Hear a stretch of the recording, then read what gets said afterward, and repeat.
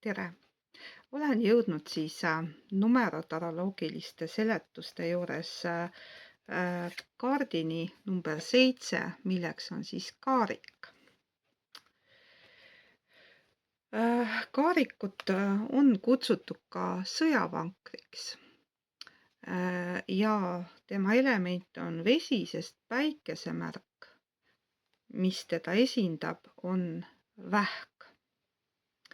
Ja elemendid, mida te siin peal näete, ongi siis see kaarik, must ja valge hobu, mõnes kaardipakis võib olla see ka draakon või siis sfinks. Taros on kaarik üks kõige tugevama tahte, liikumise ja enesejuhtimise sümboleid. Seotud on see numbriga 7, mis lisab siia siis sügavama vaimse ja sisemise mõõtme. Ja nagu öeldud, siis kuna algselt on olnud kaart sõjavanker, siis tagurpidi positsioonis või negatiivses võtmes võib ta viidata sõjakale ja egoistlikule inimesele. Õigetpidi arhetüübilt on siis kaarik ikkagi kangelane, kes enesekindla teadmisega võidab oma vaenlased ning vallutab uusi maid ehk teadmisi. Ta on valmis kindlameelselt oma eesmärgid saavutama. See kaart viitab sellele, et peaksite mõtlema oma ego peale, kas see on eluterve, olete te pühendunud ja sihikindel oma eesmärkide saavutamisel või mitte. See kaart võib tähistada ka elus ette tulevaid võimuprobleeme ja võib näidata seda, kui keegi teine kas soovib teie üle võimu saavutada, ükskõik mis valdkonnas, või siis olete teie see sõjakas võimu saavutaja.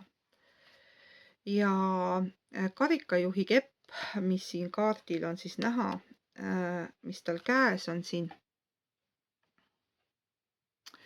seda kutsutakse ka edasiliikuvaks jõuks ja see viitab siis tahtejõule ja selline inimene suudab oma soovid ellu viia, tal on selleks jõudu. Kui tavaladumises kaarik välja tuleb, siis ta võib muuseas tähendada ka kolimist või tähtsat teekonda, võib viidata aga lihtsalt kas autoga sõitmisele, auto juhtimisele või isegi minul on ta välja tulnud vahetult enne seda, kui auto ostmiseks läks, nii et sõna otseses mõttes siis liikumisvahend. Kaardi tagurpidi tähendus, nagu siis öeldud, lisaks sõjakusele võib viidata ka sellele, et inimene kahtleb endas väga palju, tunneb enda alla surutuna ja teine äärmus on siis ülbus ja enesekesksus, sõjakus. Ja tavaladumises siis viitab situatsioonidele, kui ta tagurpidi on, mis on kontrolli alt väljumas või isik kaotab enesekontrolli. Ühesõnaga, kui kaarik paiskub teelt välja, läheb kummuli, lähevad untsu ka näiteks kolimismõtted või reisiplaanid lükkuvad edasi, aga see on siis nii-öelda tavalises taroladumises. Mina ikkagi keskendun praegu sellele, kui kaarik on isiku personaalne tarokaart. Selle väljaarvutamise lingi ma lisan jälle siia alla. Saate meelde tuletada, kuidas seda teha. Või siis, kui number 7 esineb edukuse koodis ja võtan siis lahti need erinevad positsioonid, et kus ta selle edukuse koodis võib olla tarokaardina. Number 7 võrdub kaarik ja mida see siis võiks tähendada. Aga täna mõtlesin, et alustan sümbolitest. Nagu öeldud, kaarik ise on siis liikumisvahend, siis eneseväljenduseks sümboliseerib ka arengut ja kaitset. Must ja valge hobune või siis sfinks originaalkaardil on sageli siis inimese näoga ja nad sümboliseerivad ühtsust ja mitmekesisust.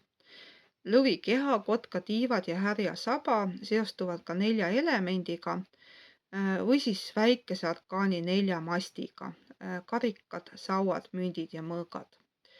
Aga astroloogiliselt saab siduda neid ka 4 fikseeritud päikesemärgiga, milleks on siis skorpion, veevala ja lõvi ja sõnn. Et nagu öeldud, kaarik ise kaardina on siis vähi sümbol. Nii. Siis kaariku juhil on sageli peas kroon. Siin kaardil on siis näha, mille all on loorberipärg. Kroon on võimusümbol, see näitab, et sina oled juht, oma elu juht. Ja 8-tipuline täht seal mütsi peal siis viitab sellele, et seos nii-öelda ka tähekaardiga, mis siis on unistused ja kaarikul on jõud oma unistused siis ellu viia. Ja loorber on siis lootuse ja võidu sümbol.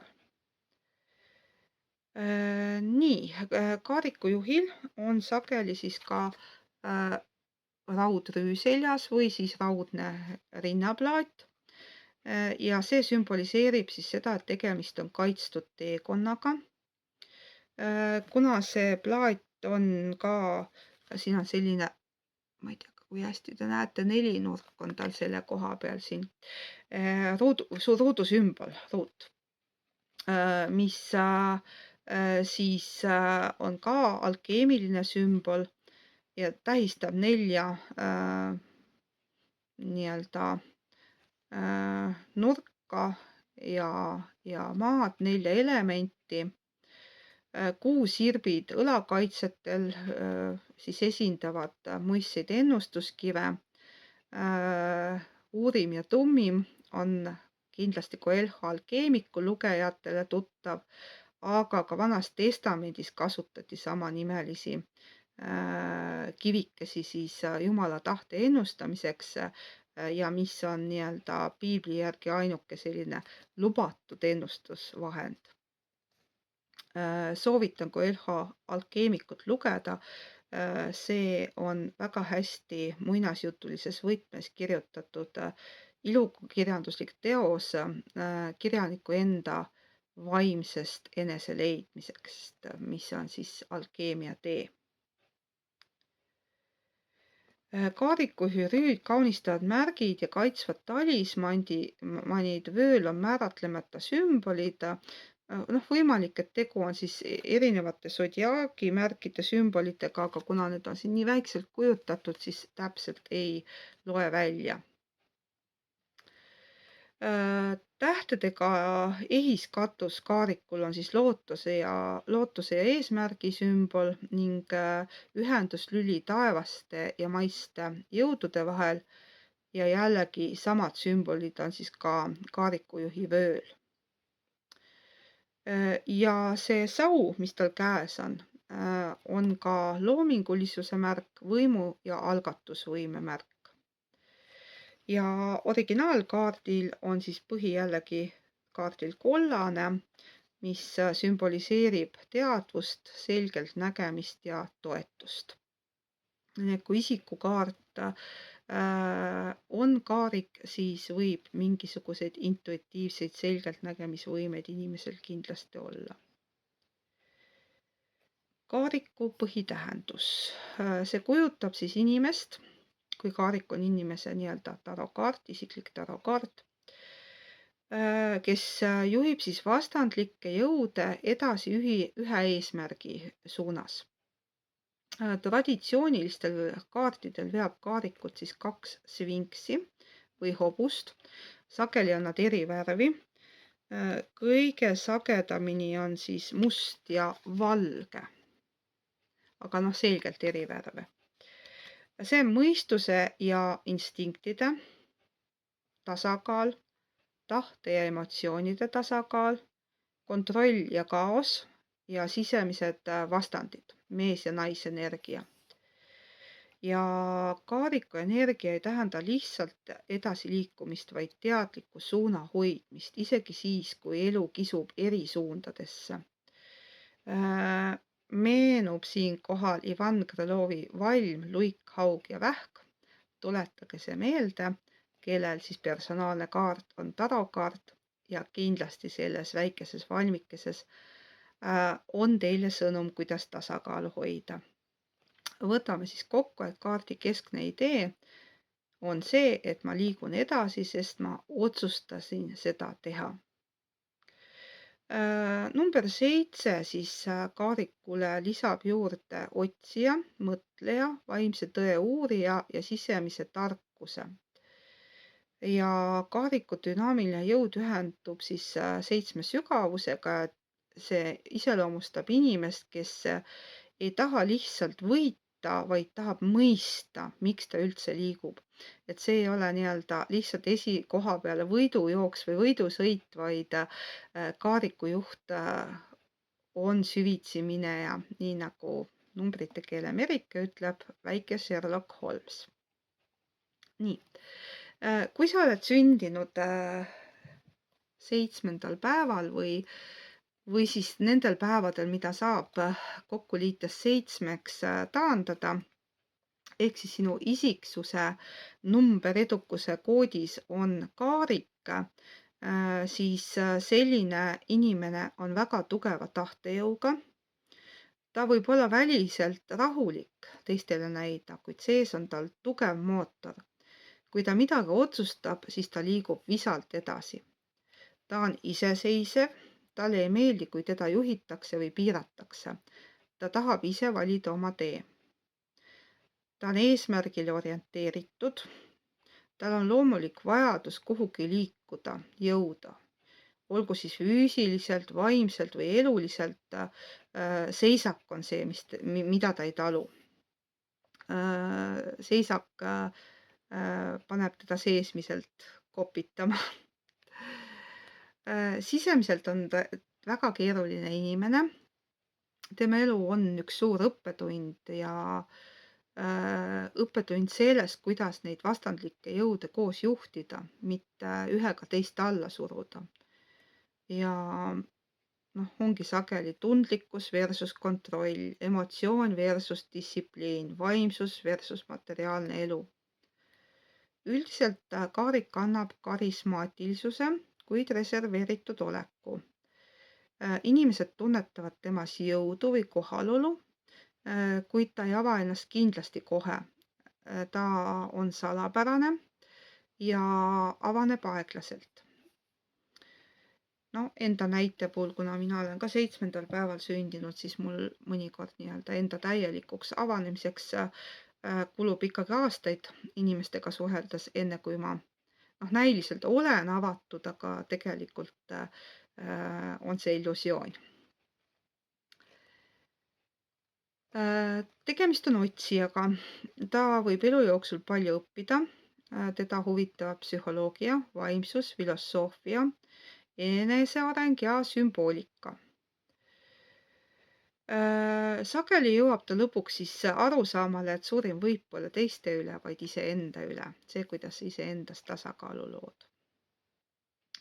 Kui nüüd on kaarik tagurpidi ehk seal varjupooles ja energia läheb tasakaalust välja, võib inimene muutuda kontrollivaks, emotsionaalselt kinniseks, liiga ambitsioonikaks ja sõjakaks, rahutuks ja ta ei ole võimeline enam peatuma, et ta on niisugune pidurdamatu ja üritab kõiki jõuga läbi suruda, kuigi tegelik õppetund oleks usaldus ja sisemine tasakaal. Kaariku kaardiga inimene lapsepõlves on juba tugeva tahtega. Et selline laps kasutab juba varakult väljendeid, ma tahan ise, ära sunni mind, ma teen omamoodi. Tal võib olla tugev iseloom, vajadus iseseisvuse järele ja raske alluda autoriteedile, kui ta ei näe sellel mõtet. Ehk siis sellisele lapsele ei piisa keelust ära tee, nii ei tohi või nii ei tehta, ta tahab teada, miks. See ei tähenda, et ta oleks halb laps, pigem inimene, kelle hing tahab ise suunda tunnetada ja mõista. Sellisel lapsel on palju energiat, ta võib olla rahutu, vajab tegevust ja kiirust, liikumist ja just nimelt edasiliikumist. Ta võib tüdida kiiresti, vihkab seda tunnet, et ta on kuskil kinni, kinnised ruumid talle ei meeldi. Ta vajab vaheldust ja eesmärki ja vabadust. Ta on väga tundlik, aga ei näita seda alati välja.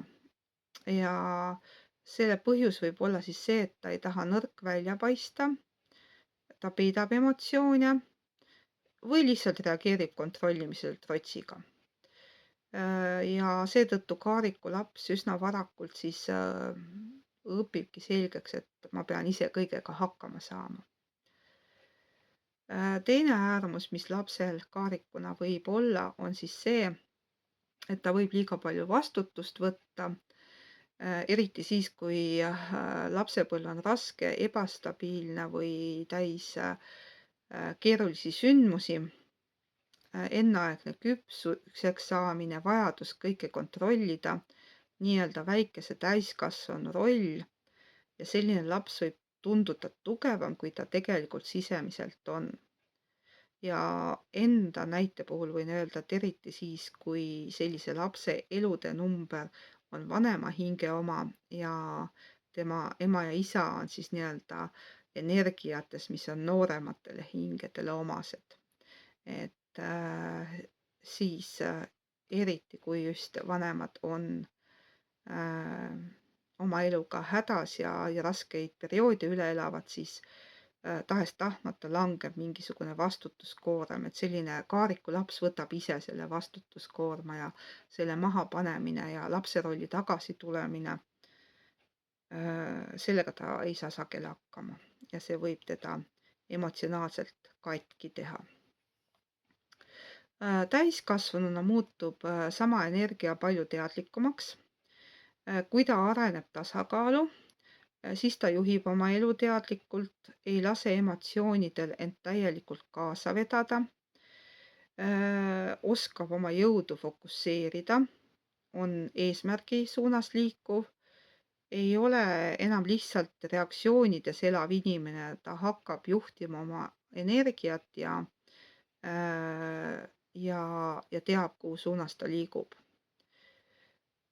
Selline inimene on juba õppinud olema kannatlik, strateegiline, enesekontroll on saavutatud ja vastutus. Ta saab aru, et kõike ei pea jõuga läbi suruma ja tõeline tugevus ei vaja pidevat tõestamist, et enese tõestamine on üks varjukülg.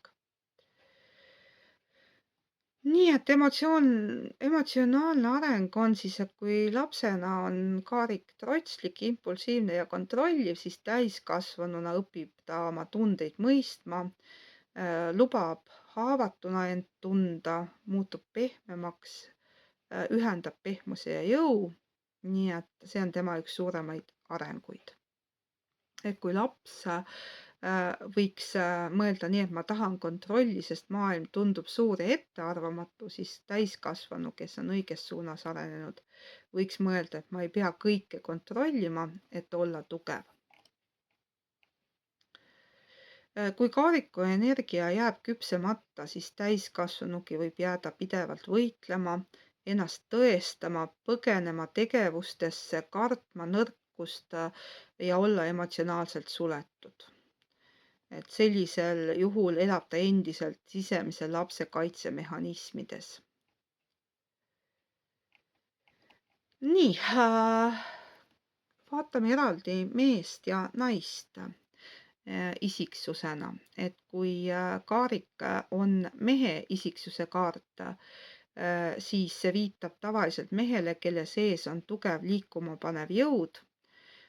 See on inimene, kes tahab ise oma elu juhtida ja kelle jaoks kontroll, eesmärk ja sisemine tugevus on väga olulised. Selline mees jätab sageli mulje enesekindlast, sihikindlas, vaoshoitud jõuga inimesest, kellest õhkub tahet ja kohalolu. Aga Kaariku mees ei ole tavaliselt lihtne ega täiesti läbinähtav. Ta on küll tugeva tahtega, aga ta ei anna kergesti alla. Kui tal on oma eesmärk, liigub ta selle poole isegi siis, kui teised on juba ammu loobunud. See kaart viitab töökusele, ambitsioonikusele, edukusele suunatusele. Ta on harjunud vastutama. Talle ei meeldi teistest sõltuda, ta vajab kontrolli oma elu üle ja ta tahab Kaariku ohjasid enda käes hoida. See võib väljendada tugevas enesekontrollis, vajadus olukordi juhtida, raskuses näidata nõrkust ja tundeid või üleüldse ennast sügavalt mõjutada lasta. Ta võib teistele tunduda emotsionaalselt reserveeritud isegi siis, kui ta tegelikult sees piisavalt palju tunneb ja teda võidakse külmaks pidada. Ta võib olla väga ratsionaalne, aga tegelikult on intensiivne ja sügav. Et selline mees peaks õppima oma emotsioone usaldama ja tõdema, et kõiki ei saa jõuga kontrollida. Et vahel võib olla ka haavatav ja ka nutmine ei ole patt. Kui Kaarik on naise kaart, siis see viitab väga tugevale, iseseisvale ja sisemiselt sihikindlale naisele. Ta ei ole tavaliselt passiivne ega lihtsalt eluvooluga kaasa mineja, temas on selline loomulik vajadus oma elu ise juhtida. Naine paistab tugev, võib-olla natuke mehelik, vaimselt vastupidav, liigub edasi ka raskuste kaudu ning ei lase end kergesti murda. Aga Kaariku naise tugevuse taga on peaaegu alati peidus ka väga sügav sisemaailm. Ta ei ole kindlasti kellegi vari ega ela teiste ootuste järgi. Tal on oma suund, oma arvamus ja oma tempo. Ja sageli tunneb ta juba väga noorelt, et peab iseenda eest seisma kogu aeg. Peab ennast tõestama. Tal on väga tugev tahtejõud, kui ta midagi otsustab, on väga raske teda peatada.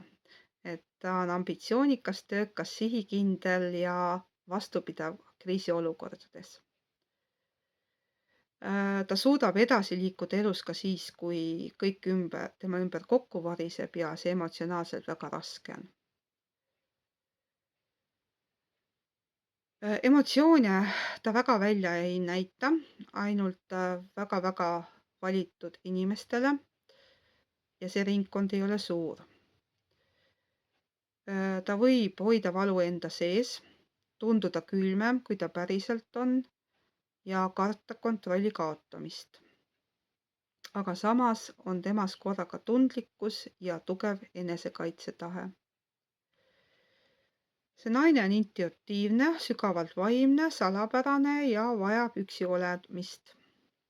Ta mõtleb palju, tunnetab inimesi sügavalt, otsib elu mõtet ja vajab aeg-ajalt eemaldumist, et end taastada. Väliselt tugev, seest tundlik.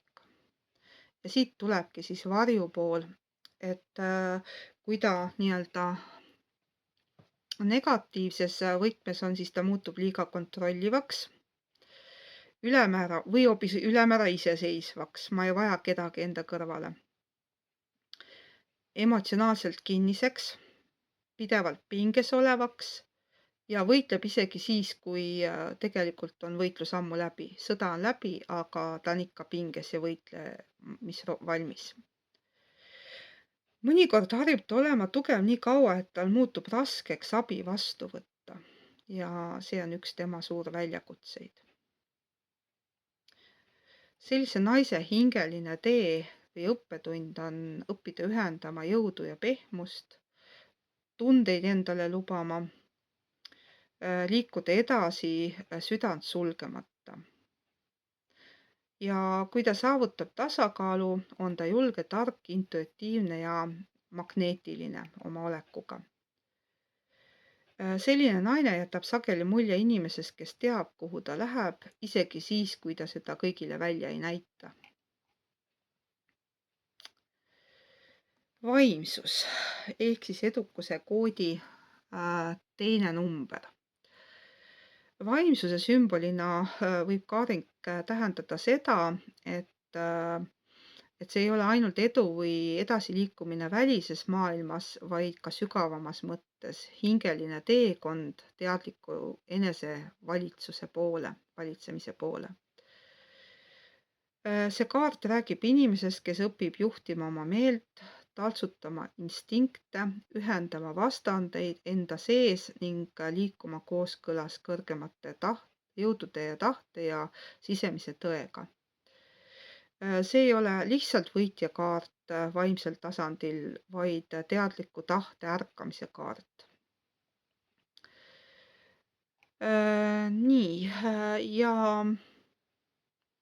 vaimses mõttes tähendabki see, et areng ei tule ühe poole hävitamisest, vaid tasakaalus hoidmisest, et must ja valge, valgus ja vari, instinkt, mõistus, ego, hing, tasakaalu leidmine. Tahtejõud on vaimne tööjõud, riist, mida ta kasutab kindlasti. Ja paljud vaimsed õpetused räägivad, et hajevil meel juhib sellist inimest, aga teadlik inimene juhib oma meelt. Nii. Mida siis veel vaimsuse kohta öelda? Enesearengu teel olev inimene peaks meeles pidama, et tal on jõud edasi liikuda, aga samas mõelda, kas ta teeb seda liikumist teadlikult, et kas ta teab, kuhu suunas ta liigub. Ja vaadata, et nii-öelda mina tean hoiak ei hakkaks valitsema, et ta liigselt targutama ei hakkaks või enda arvamust ainuõigeks pidama. Tõeline võit ei ole maailma vallutamine, vaid sisemise kaose muutmine teadlikuks jõuks. Nii, edukuse koodi 3. number, töö ja raha, on siis seotud sellega, et ta sümboliseerib liikumist, ambitsiooni, sihikindlust, läbimurret, enesejuhtimist ja võimet saavutada edu läbi tahtejõu distsipliini. See on väga tugev kaart. See ei ole passiivne õnnekaart, vaid edu tuleb siis, kui inimene ise ohjad haarab. Selline inimene on ambitsioonikas, ta tahab areneda, ei talu paigalseisu ja vajab tunnet, et liigub kuhugi edasi. Ta on väga motiveeritud ja töökas, hea kriisides toimetuleku all, peab survele vastu ja talle sobivad rollid, kus tuleb juhtida, otsustada, vastutada, kiiresti tegutseda, midagi üles ehitada. Ta on loomulik juht, liider, ettevõtja, strateeg. Selline inimene ei taha tavaliselt jääda liiga kauaks kellegi teise kontrolli alla ja tal on tugev iseseisvuse, vabaduse ja karjääri redelil tõusmise vajadus.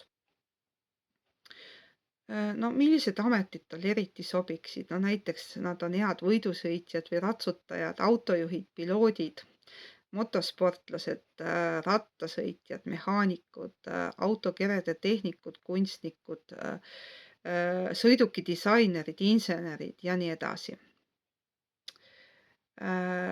Transport, reisimine kindlasti, sport, vaimsed valdkonnad ja õpetajad.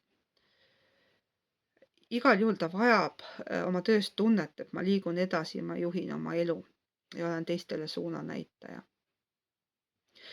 Raha tuleb sellisele inimesele aktiivse tegutsemise kaudu ja ta ei tule lihtsalt niisama, vaid ta peab ka panustama. Ta peab võtma riske, olema julge ja töökas.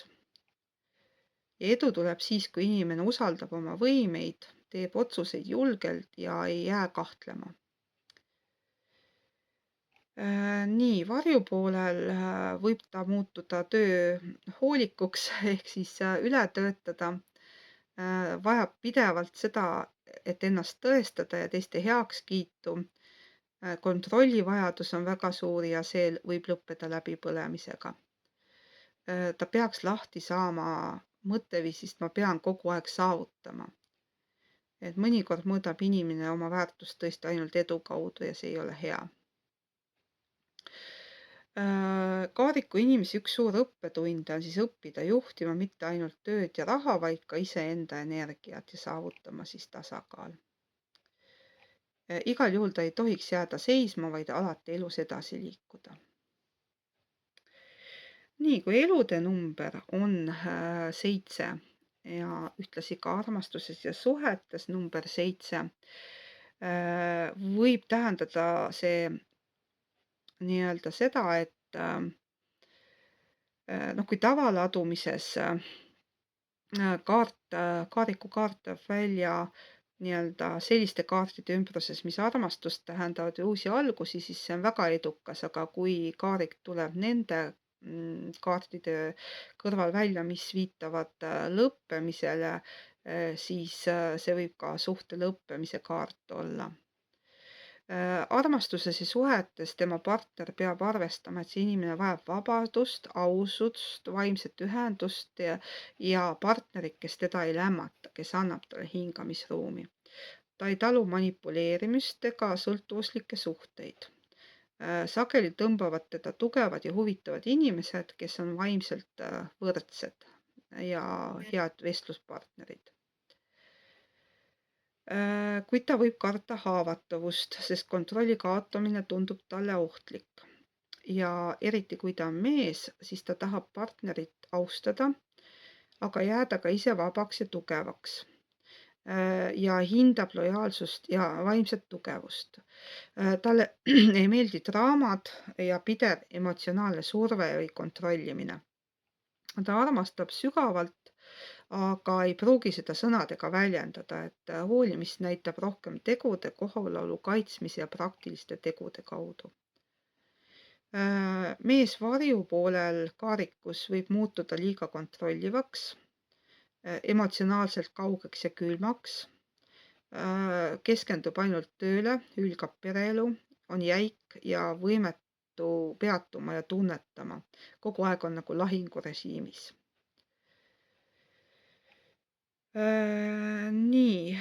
Siis kui vaadata teda romantilises või hingelises võtmes, siis kaariku mees on sageli saatuse poolt liikuma pandud inimene, kelle elu ei jää kuidagi päris staatiliseks. Et sellise mehe kõrval olemine võib tunduda nagu teekond, hästi intensiivne, muutusi toov ja arengule suunatud. Ka kaariku naine ei talu kontrollimist, alandamist ja emotsionaalset manipuleerimist. Ta vajab partnerit, kes austab tema tugevust, ei karda tema iseseisvust ning suudab olla aus ja küps. Kui kaarik armastab, siis täisjõuga, aga ta ei ava ennast täielikult, mitte enne, kui ta tunneb turvalisust ja usaldust.